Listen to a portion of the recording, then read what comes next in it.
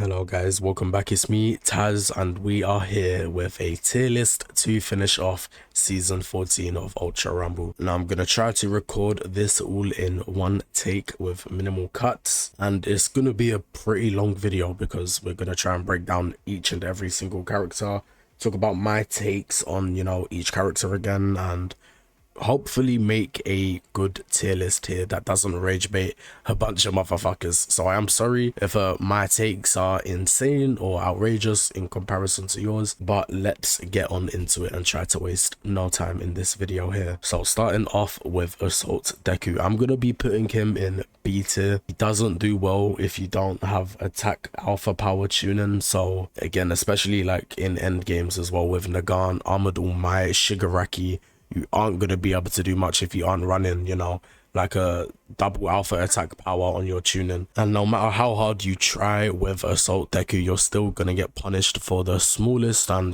tiniest things, especially against these like top tier characters. For Strike Deku, I will be putting him in A tier. He is definitely better than Assault Deku.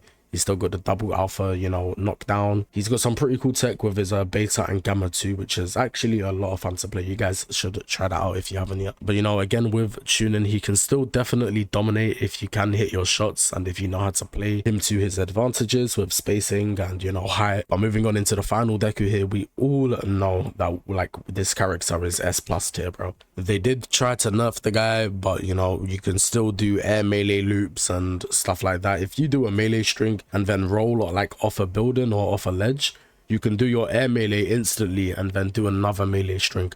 So he's not really been nerfed, has he? I'm not even gonna try to get like too upset at my own fucking tier list. I don't want to put him in S+ tier, bro, but a Rapid Deku is just unfair. You can't get away from them. You got Switch players chasing down PC teammates and stuff like that, bro. That's how you know the character is clearly just pay to win. But enough of Rapid Deku. Let's move on into Strike Bakugo, and I'm going to be putting him in A tier here. I would say he is a bit better now than Assault Deku, especially with the buffs again to his special action. His alpha is, still kind of harder to hit than where it used to be back in the day, but that's fine. I think people got used to that now, and we're starting to see a lot more Bakugos or Strike Bakugos in game. As he can output quite a lot of damage with just the betas and alphas alone, and then he's got the gamma to follow up on. So for Rapid Bakugo though, however, I think I'm gonna put him in A tier 2 alongside Strike Bakugo. I don't really know which one would be in front of each other. Would it be the would it be the Rapid Bakugo or the Strike Bakugo? I'm not too sure. I do think a Strike Bakugo does beat a Rapid Bakugo in Ace rank. I would say it's really situational though, I guess. I think more endgame, the Strike Bakugo does take the win though. Assault Achako, she will be placed, I think, maybe towards the bottom of S tier, sorry. But we're going to be placing her in here now. She's still got insane movement, the combos. They're not as dominant, but they are still definitely there. If you get gammed by an Achako, you're getting followed up on with 2 alphas, bro, or whatever it is. And I don't know if I just said, actually, I don't know if I was calling this motherfucker Assault Achako. That was Rapid Achako. Gonna be putting Assault Achako though again in S tier 2. She is a really good character. Not a lot of people play her, so like some people might think she's maybe A tier in this like tier list. But for a player who knows how to play Assault Achako, she is definitely a good character. The beta reload time is like still insanely like fast. I don't know why it's so fast. But yeah, she's going to be sitting in S tier for me. For Iida now, who received a good buff this season. I think if he still had 3 alphas now, I would put him in probably A tier.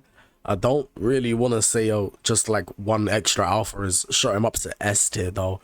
Maybe at the top of A tier. I'm going to put him at the bottom of S tier for now, and then we're going to come back to him later. For Strike Todoroki though, he's good, but I don't think a lot of people play him just because there's better options. And I guess it's kind of a similar situation to Iida. I don't know. This is actually kind of techie. Is this tuning? Is this tier list even with tuning? I'm gonna say it is. Strike Todoroki could definitely be S tier with acceleration. He's got great combos with the beta. I don't know though. Where do I put him? I'm gonna. It doesn't feel right putting Iida above Todoroki, but we're gonna keep it like this for now. For Tech Todoroki though, he's kind of fell off, definitely below Strike Todoroki, I would say. Maybe that's our second B tier character actually. Yeah, we're going to be putting him in B tier. Froppy now as well. She is good to have on a team. However, she's just not really good in terms of, you know, being dominant in terms of attacking another team. She really has to play sneaky and slithery just to, you know, survive and stuff. I don't know. I think she is probably B tier, but, you know, a good player, I would definitely say could slap her up into an A tier position. Personally, I would think. Yellow Kirishima. Now, I ain't saying that this character is bad or anything like that, but he is definitely in C tier. He's really easy to fight, very predictable. You know, people know how to fight Assault Kiri nowadays, and most new gen characters, you know, just destroy Assault Kiri in every single way for free. So don't even feel like I need to explain that one to you guys. Red Kirishima, however, very interesting history this character has, to be honest. I would probably put him in S tier, but I feel like he is gonna drop next season. I don't know why he hasn't been nerfed yet, especially when we're getting nerfs on like Tamaki and Red Kendo. Why are we not getting nerfs on Red Kiri yet? Definitely gonna be coming though. I feel like even Kiri knows that himself, but I don't know, I'm probably gonna keep him at the top of S tier for now. I might put him in S plus later, but again, let's just move on and we're gonna figure it out later. Momo, she is good, you know, she can catch a lot of players off guard because they actually really don't know how to fight her, or you know, Momo's really good at punishing opponents, especially in like certain areas too.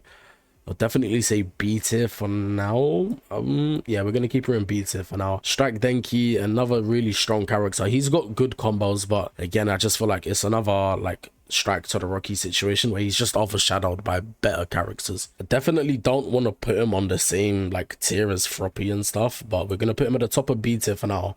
And I'm going to move Froppy down a little bit here as well. Tech Denki, one of the only characters right now that can somewhat put up a fight against Lady Nagant, especially if they've got space up when they can just, you know, jump up and down, aimbot the fucking Nagants that are even exploiting, because that shit is so cringe, bro. Like, if you're doing that shit, I can't lie, I be doing it myself, but the only time that I be using that exploit is when another Nagant that I'm fighting starts using it and they try to run away from me. I'm gonna use it too to catch you, but I ain't gonna use it on, you know, the Iida and Froppy running around on the map because they're fighting fairly. I feel like that's, you know, a fair point, and everyone else does that, so, you know, I don't really need to cover that. But for Tech Denki, kind of went off topic there a little bit. Gonna put him in A tier for now. I think he's comfortable in A tier actually. Monoma, he has got a HP buff again, so I guess you could say he's gone up a tier, but his damage reduction on abilities that he copies are still 20% less, or is it 25? I'm not too sure on what percentage it actually is, but a good Monoma definitely can survive until endgame, especially with the Gamma. I do want to put him in A tier because he can still be OP with the correct, you know, set of abilities that he can still. Assault Kendo, not really played much, although she can, you know, sometimes put up a fight in early games and very, like, end small circle in late games, but when it comes to aerial characters, she just gets dominated. So yeah, we're going to be putting her in C tier. Strike Kendo, unfortunately, it's really sad to say, but we're going to be putting her in C tier because no, actually no, I think even with the nerfs, she's still not too bad of a character. Like, she is still pretty good. It's just that she doesn't do as much damage, and then again, she still does a lot of damage if you play her properly. The beta at 1% still does the same amount of damage as pre-patch, so I guess you just have to play her a different way and you can still get the same results as you would. So yeah, I think actually B tier is a lot better of a tier for Strike Kendo. Ibara, I'm not really sure about Ibara. I don't play her. I think I've had about 3 games with her since season 5. I'm not even joking. I think a lot of people will probably put her in B tier along with these guys, so we're just gonna put her here, but please let me know down in the comments, where would you guys put Ibara, because I'm not too sure myself. I might put her down here actually. Yeah, I'm gonna keep it to unsure and let you guys decide in the comments. Okay, Rapid Mirio, he's kind of like Froppy, but he is, I would say, low-key a lot better than Froppy because mostly he can, you know, do more damage and help you fight teams. And if you do use permeation properly, you know, you can actually get a lot of value out of Rapid Mirio. I think I'm gonna put him in the top of B tier just because I don't think he sits on the same tier as people like Todoroki and, you know, the Bakugos. Tech Mirio, however, a very good character. I'm definitely going to be putting him in S tier. don't think he's gonna, I don't know. I was talking to someone about this the other day. Because Tech Mirio was released the same time around Rapid Mai, Strike Kendo, who else was it in that area? Tamaki too. And all of those have held a nerf recently. So if this patch or the, you know, the patch going into next season, if Mirio is nerfed, then I'm definitely on their case. I feel like I proved my theory right.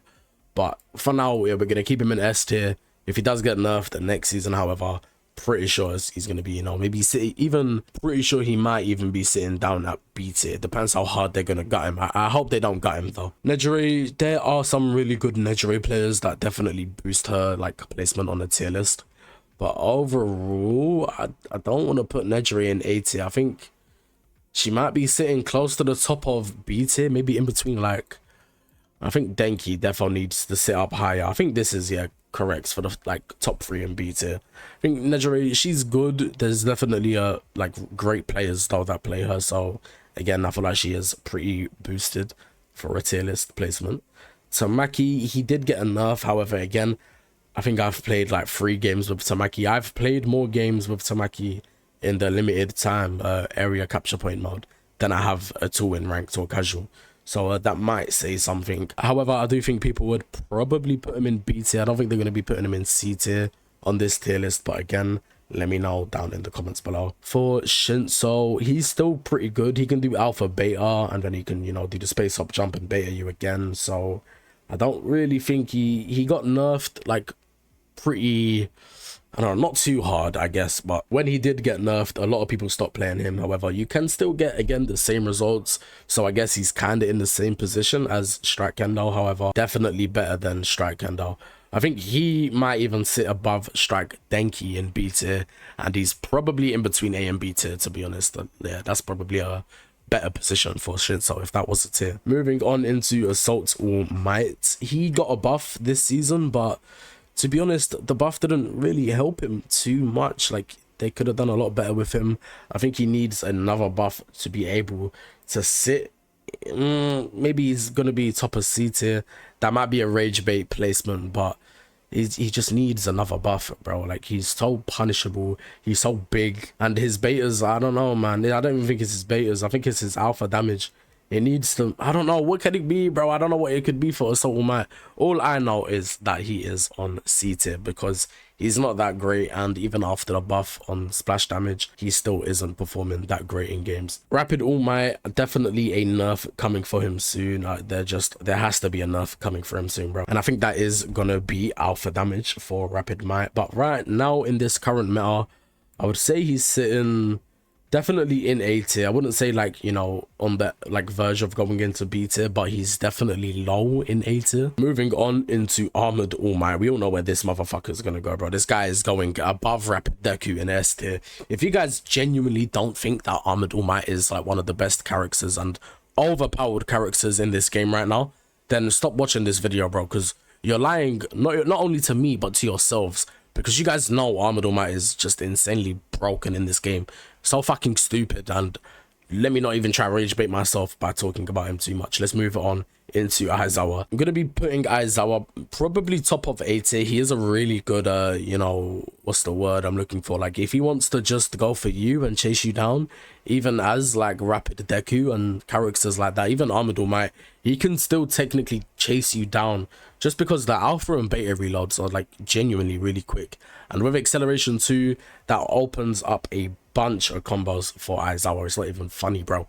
So yeah, maybe even, you know, he's on form to be able to go S tier if they don't touch him next season and nerf other characters. Right, moving on into Present Mic, everyone knows that this guy is a sleeper pick, so we're going to be putting him in the bottom of A tier.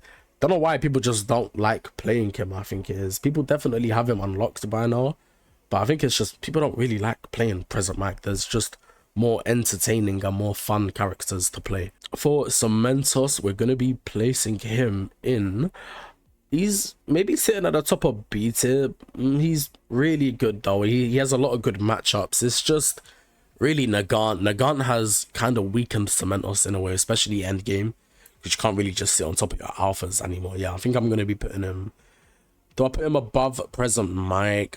Who wins in a fight, Present Mic or Cementoss? I would say late game is definitely Cementoss, I would say, because he's got a lot more alphas to get high on Prismatic, even with his like 3 gammas. Yeah, I think I'd put him above Prismatic.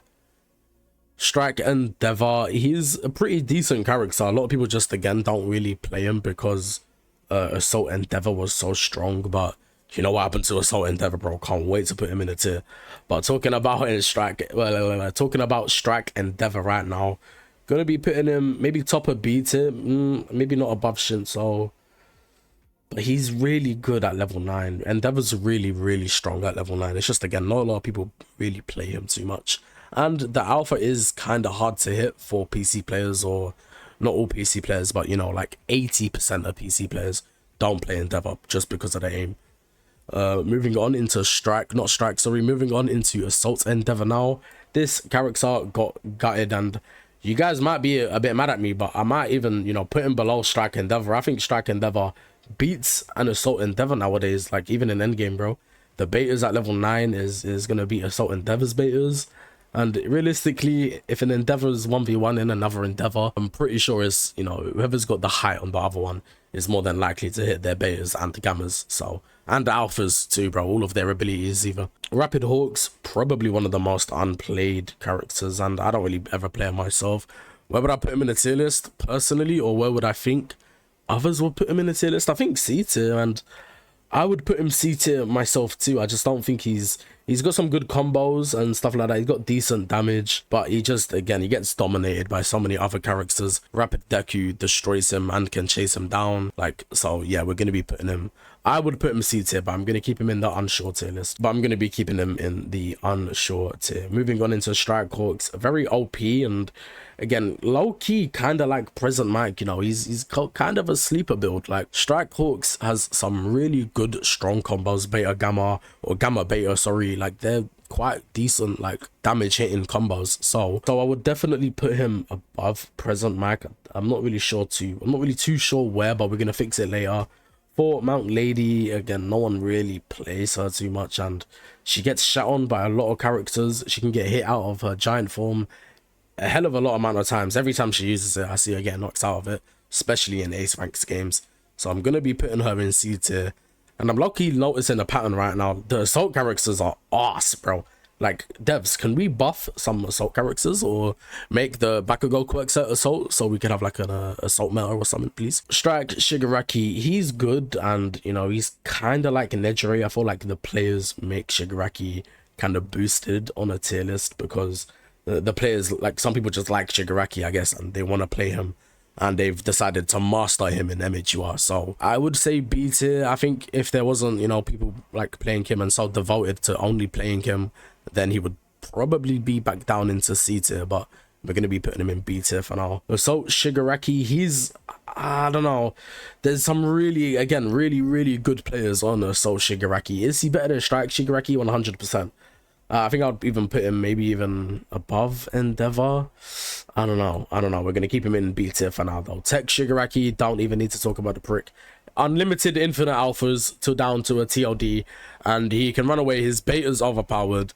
Gamma is annoying as fuck when, like, you have to fight against it and you're hearing guard breaks every fucking 5 seconds. So yeah, we all know where he's going to be getting placed. S+ tier for Shigaraki. All for one. Now, again, a really good character.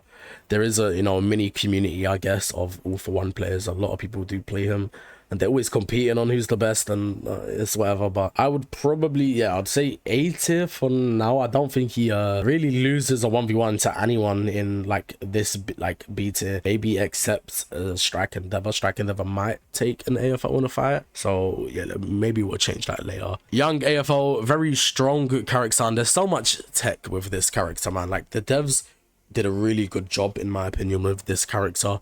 Just, it's not fair in this game when this, like, one character has so much tech and then the rest of the characters barely have any tech. Kind of makes the old characters feel really stable, but that doesn't take away from young AFO, so we're going to be putting him in S tier. Tech Dabi, you don't even need to, like, think about it. He goes into C tier. He does horrible early game, so yeah, pretty self-explanatory.